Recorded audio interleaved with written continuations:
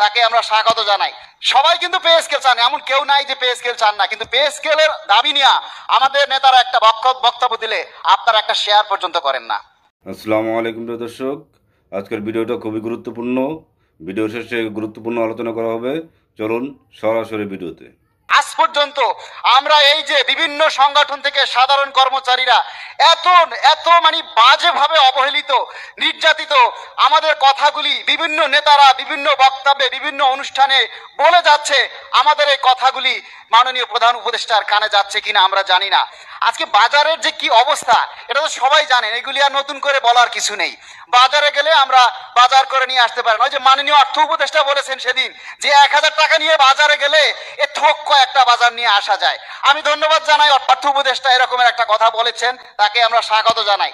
সবাই কিন্তু pay scale চান, এমন কেউ নাই যে পে স্কেল চান না, কিন্তু পে স্কেলের দাবি নিয়ে আমাদের নেতারা একটা বক্তব্য দিলে আপনারা একটা শেয়ার পর্যন্ত করেন না। আপনারা প্রোগ্রাম দিলে মাঠে আসা তো দূরের কথা, একটা বক্তব্য দিলে শেয়ার করেন না। আপনারা কিভাবে পে স্কেল চান বলেন? পে স্কেল তো একটা সাধারণ বিষয় না, এটা সরকারের দৃষ্টিতে আনতে হবে। সরকারের দৃষ্টিতে আনার জন্য যে অভাব অভিযোগ রয়েছে সেগুলি মানে সরকারকে বুঝাতে হবে। সাধারণ যে সরকারি কর্মচারী রয়েছে তাদের একটা প্রত্যাশা ছিল ডক্টর ইউনূস স্যার যখন দায়িত্ব গ্রহণ করছে তাহলে অচিরেই আমাদের হয়তো ভাগ্যের একটা পরিবর্তন ঘটবে। কিন্তু আজকে প্রায় 4 মাস 5 মাস অতিবাহিত হয়ে গেল।